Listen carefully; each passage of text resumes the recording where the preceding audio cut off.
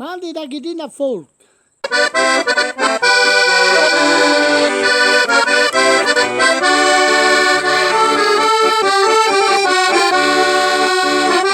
Ben ritrovati gentili amici e amiche alla Visione all'Ascolto per quanto riguarda l'appuntamento con Ghidina in TV e parleremo insomma del progetto Made in Carnia.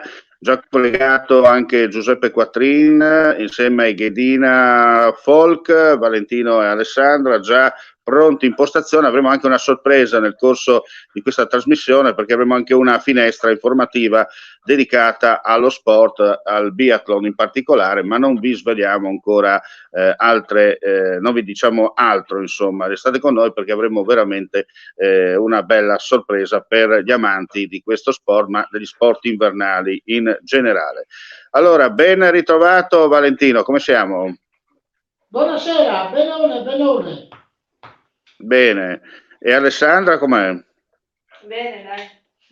Bene, bene, bene, bene. Allora, io direi per rompere il ghiaccio partiamo subito con una prima canzone. Cosa ci proponi, Valentino? Ma facciamo una canzone, viva la gioventù! Bene, bene, va bene. Musica allora.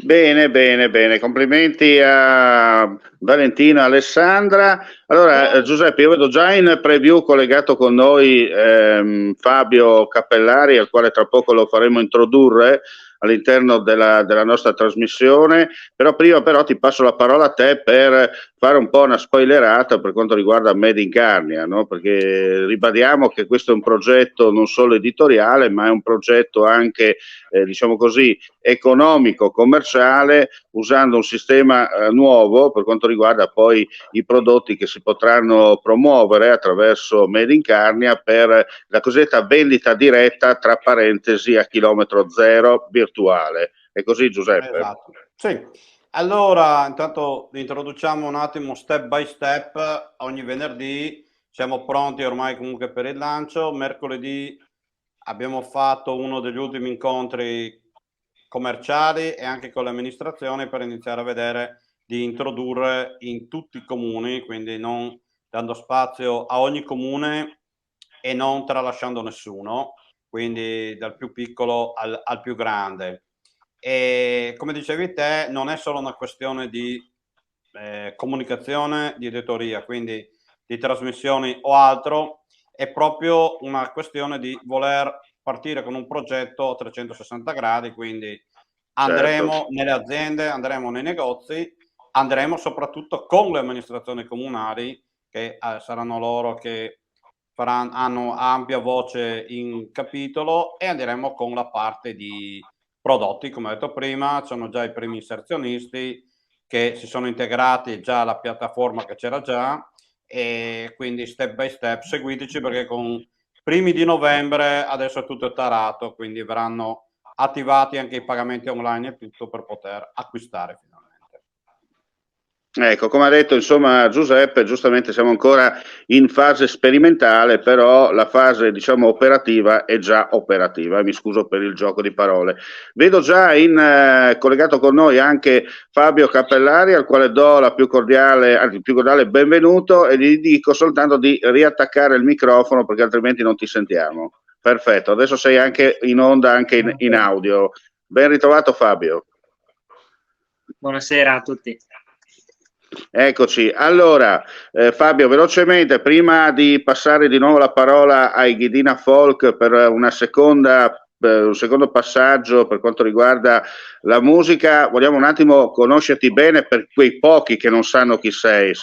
Sei stato, diciamo, fino a ieri, possiamo dire, un importante atleta per quanto riguarda il biathlon, che ha rappresentato non solo il Friuli Venezia Giulia, ma l'intera nazione italiana in questo sport. Allora, così ti passo la parola per dire un po' com'è stata la tua avventura sportiva fino a ieri, perché sappiamo che da oggi qualcosa cambia, no? Sì, buonasera, io sono Fabio Cappellari, ho 22 anni e vengo da Forni di Sopra. Come anticipato sono un ex atleta perché ho mollato quest'anno la parte agonistica. Mi porto a casa parecchi risultati perché ho partecipato nella stagione 2019-2020 a un mondiale di categoria, che sono andato a farlo in Svizzera, e lo scorso anno sono riuscito ad arrivare secondo in Coppa Italia. Quest'anno ho vinto la Coppa Italia, quindi dai, qualche sassolino me lo sono tolto. Certo. Ho fatto anche dei corsi di allenatore maestro di sci, e quest'anno avrò la fortuna di affiancare il comitato friulano che ho corso fino a ieri come ski man, quindi starò sempre con i giovani in questo bellissimo ambiente che è il biathlon. Certo. Insomma, alla fine, diciamo così, hai appeso gli sci e il fucile al chiodo, però continui a fare il tuo lavoro, insomma, per quanto riguarda l'attività sportiva, perché hai mollato, diciamo, la parte agonistica, però automaticamente passi già dall'altra parte della barricata per sfornare nuovi campioni che potranno portare avanti quello che è questo sport e soprattutto dare anche un certo lustro alla nostra regione a livello fuori dai confini, no? Sì, diciamo che è stata una fortuna anche riuscire a entrare subito nell'ambito di allenatore barra ski man senza saltare fuori dai giochi, perché diciamo è stato un periodo abbastanza importante nella mia vita. Ho iniziato a sciare a 4-5 anni fino a 22, e capisci bene che praticamente tutta la mia vita l'ho fatta sugli sci, e abbandonarlo così di punta in bianco sarebbe stato parecchio difficile. Certo. Senti, tu hai detto, hai cominciato subito a 5 anni, diciamo così, la vostra carriera parte subito, ma anche in un certo senso termina dai 25 al massimo ai 30 anni, no? Dopodiché, diciamo, già si comincia a ragionare nell'immediato futuro, perché comunque immagino che anche la preparazione atletica e tutto il resto non è uguale, non so, a un calciatore, tanto per fare un esempio, no? Sì, come inizia presto la stagione agonistica da giovane, e per quanto riguarda quanto può durare, noi ci affianchiamo comunque ai corpi militari, perché alla fine è un lavoro e ti impegna H24. Si fa circa a livelli Coppa del Mondo, sei sulle 800 ore di allenamento al giorno, contando che un mese quando finisce la stagione, quindi a maggio, non si fa più niente, e si ricomincia con giugno, quindi in 11 mesi riuscire a collimare 800 ore di allenamento, insomma, capisci bene che sono parecchie ore al giorno Non da è una dedicarsi passeggiata, non allo è una sport. passeggiata. Immagino, No, è molto immagino. complicato. Allora, rimani un attimo con noi perché adesso ripassiamo nuovamente ai Ghedina. Da Forni di Sopra ci spostiamo a Forni di Sotto, andiamo con i Ghedina Folk per il secondo giro di fisarmoniche. Cosa ci presenti, Valentino? Una canzone tedesca, Autobahn. Bene.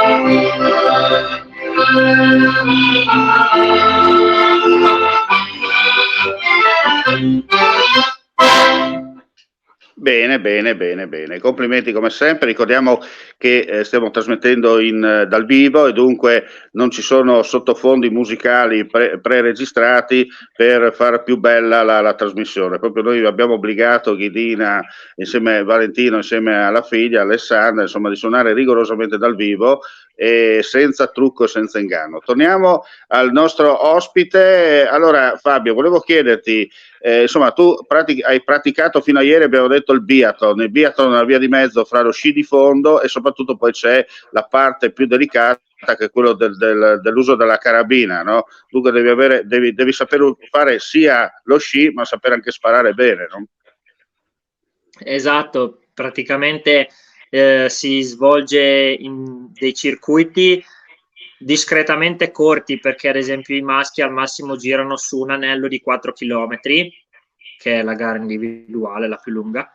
Praticamente ogni giro c'è una sessione di tiro al poligono, che può essere o terra o piedi.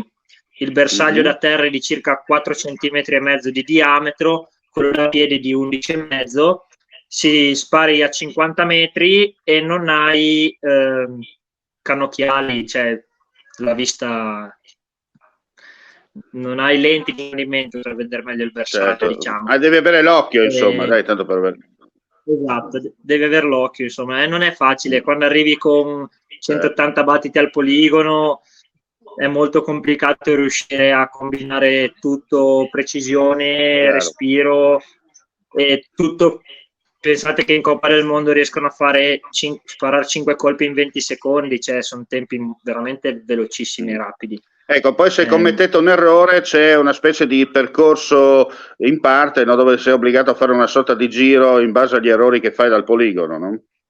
Esatto, allora a seconda della gara o si ha un giro di penalità di 150 metri che può incidere dai 20 secondi ai 30, dipende anche poi dalla neve che si ha, oppure la gara individuale che sarebbe la vera must del biathlon, e hai ogni errore 1 minuto di penalità, quindi non hai il giro ma ti danno 1 minuto di penalità.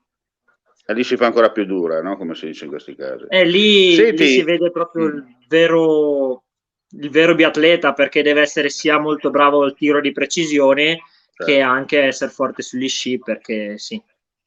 Chiaro. Senti, volevo farti questa domanda, visto che tu adesso sei diventato un tecnico, lo stato di salute per quanto riguarda il biathlon in Friuli Venezia Giulia?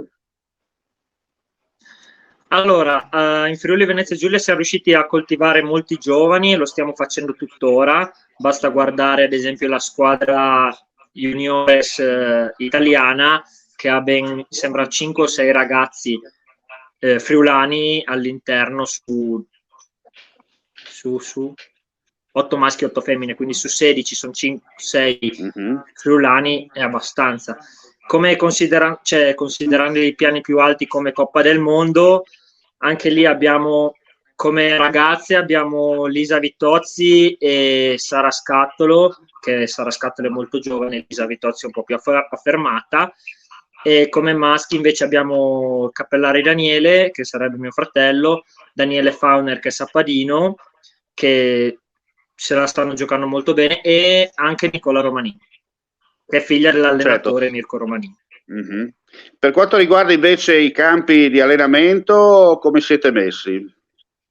Siamo messi un po' male in Friuli, perché l'unico campo di allenamento dove abbiamo il poligono tutto a norma è a Forniavoltri, quindi tutti gli allenamenti si vanno a fare a Forniavoltri. Io che sono di Forni di Sopra, insomma, ero un po' svantaggiato, perché tra andare e tornare era sempre 2 ore, 2 ore e un quarto, era un po' lontano, però è attrezzatissimo Forniavoltri, hai una pista di ski roll lunga 4 km, hai il poligono che hanno sistemato nuovo, che è diventata la Carni Arena, è un bellissimo centro, però ne abbiamo solo uno in regione.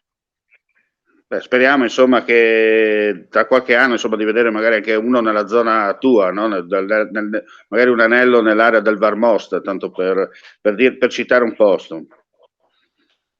Sarebbe una cosa meravigliosa per avere ancora più numeri. Senti, ma si dice, ecco, invece a livello nazionale, diciamo, il San Siro del biathlon è Predazzo, no? Se non sbaglio, no? No, il vero San Siro del biathlon sarebbe Anterselva, perché è il centro di riferimento. La Coppa del Mondo in Italia va solo ad Anterselva, per fare un esempio, quindi sarebbe lì. Certo. A Predazzo, sì, lì a Tesero in Val di Fiemme, per il fondo, che hanno creato un poligono sotto la montagna e quindi ci hanno incluso nel loro giro di affari, tra virgolette.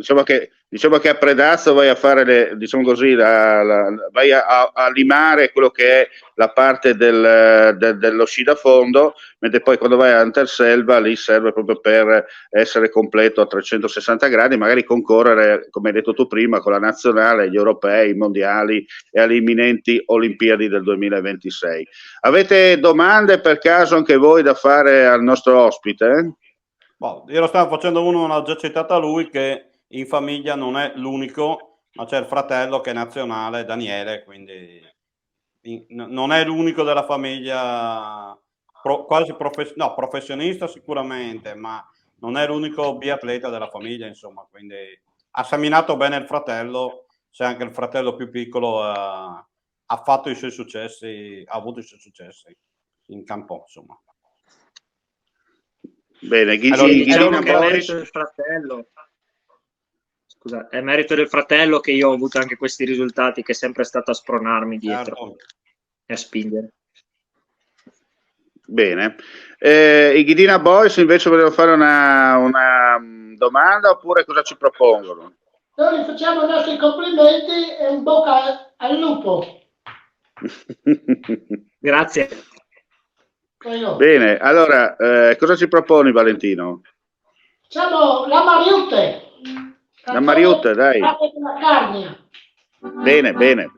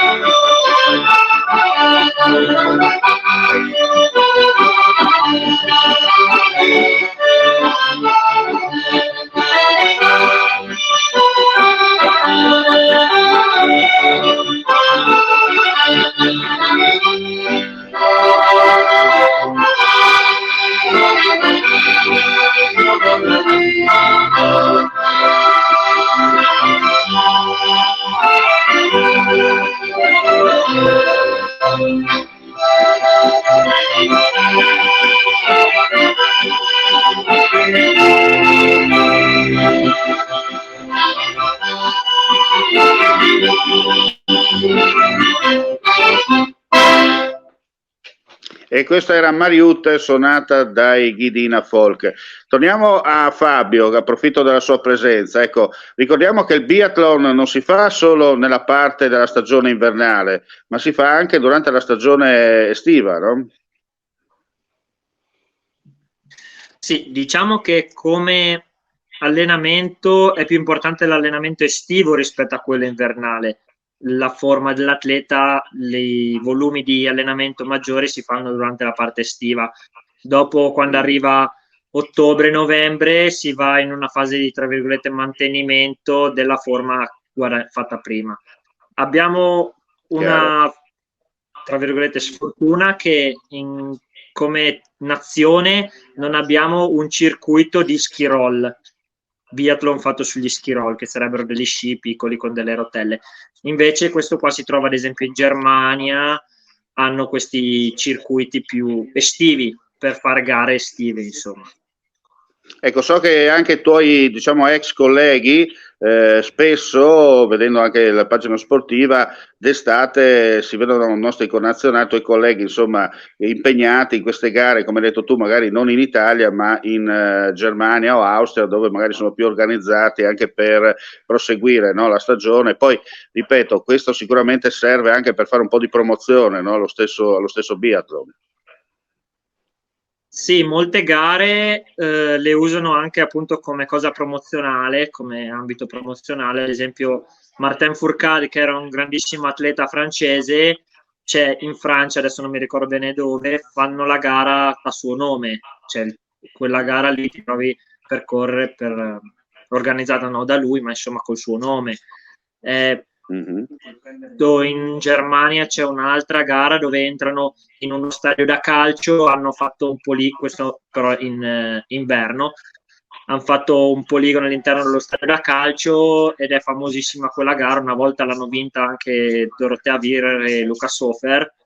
È una grande festa, insomma, però è promozionale perché fai conoscere a tanta gente il mondo del biathlon, certo, in modo giocoso. Senti, invece per quanto riguarda, come hai detto tu, ricordiamo, tu da adesso diventi allenatore, dunque darai una mano per crescere un po' i nuovi futuri campioni che un domani, chissà, saranno magari nelle vette degli Olimpi dello sport, nell'Olimpo dello sport del biathlon. Però senti, a livello invece di conoscenza, diciamo così, di promozione eccetera, ecco, attraverso soprattutto i social, oggi i social network sono fondamentali proprio perché i giovani in particolare sono quelli che sono lì, no? Che smanettano usando un gergo tecnico. Ecco, a livello di social, magari anche qualche campione che, come hai citato tu, il nostro connazionale, che magari vuoi per motivi extra sportivi sportivi, però magari porta follower, no? Come si dice in gergo tecnico, magari potrebbe essere d'aiuto, no? Per avvicinare i giovani, anziché solo andare al tiro al pallone, magari provare il biathlon. Beh, devo dire che in Italia negli ultimi 5 anni ha avuto un grande successo il biathlon, perché appunto anche la Dorotea Virer è riuscita a vincere la Coppa del Mondo, quindi poi si fa tanta pubblicità, insomma. Tantissimi fondisti sono passati al biathlon, perché il biathlon, diciamo, è uno sport bello perché te la puoi giocare un po' di più, dato che o sei forte al poligono o sei forte sugli sci, hai più margini, tra virgolette, di guadagnarti qualche posizione. Invece, ad esempio, lo sci di fondo è solo prestanza fisica, è come ad esempio una maratona. Se tu sei forte di corsa, puoi vincere la maratona, però se io in mezzo ti metto un poligono devi anche saper sparare. Sono due cose insieme che è difficile, insomma. Cioè, bello perché non si sa mai fino all'ultimo giro chi può vincere. In molte gare è così. Senti, invece per quanto riguarda magari una persona che anche a livello amatoriale, diciamo, vuole approcciarsi come sport al biathlon, insomma, immagino che i costi non siano proprio leggeri, no? Allora ti faccio l'esempio sulla mia pelle, tra virgolette. Una stagione in Coppa Italia ho speso io quasi dai 4.000 ai 5.000 euro come gestione generale. Poi ad esempio il fucile lo compri, ogni persona ha il fucile privato e quello quindi è una spesa che la fai una volta, però anche lì ti possono andare via 4.000 euro tranquillamente se vuoi un fucile anche usato, sono 4.000 euro. E più hai gli sci, i bastoni, che sono tutte spese tra virgolette extra che non sempre te la danno la società, e insomma costa parecchio. Ad esempio un paio di sci vai a spendere 300-400 euro, ok, che ti dura tutta la tua tra virgolette carriera, però insomma conta che una batteria, un atleta normale gira con almeno 5-6 paia di sci. Bastoni, se lo rompi sono 100 euro di bastoni, 150, insomma sono parecchie spese. Chiaro, però l'importante è la passione, quella è la cosa fondamentale. Sì, se c'è la passione si può scavalcare anche le montagne, assolutamente. Certo, sì. Lì sono d'accordo con te. Bene, io ringrazio, se avete altre domande, anche Giuseppe, Valentino, Alessandra, altrimenti congediamo Fabio, andiamo a chiudere la trasmissione. Lo ringrazio per la partecipazione, auguri per la nuova avventura di ex biatleta, adesso di maestro, insegnante o tecnico, insomma, quindi bravo, tutto qua. Bene, allora Valentino, cosa ci proponi per concludere? Facciamo una polka. Un'altra polka, vai con la polka.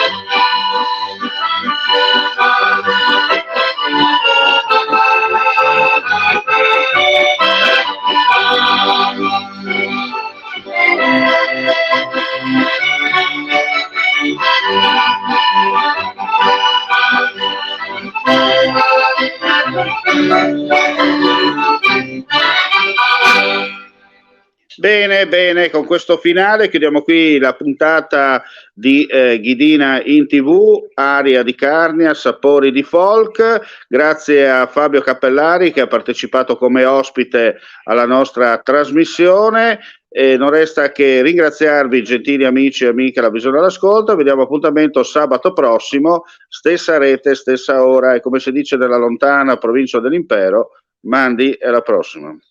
Ciao a Bene. tutti.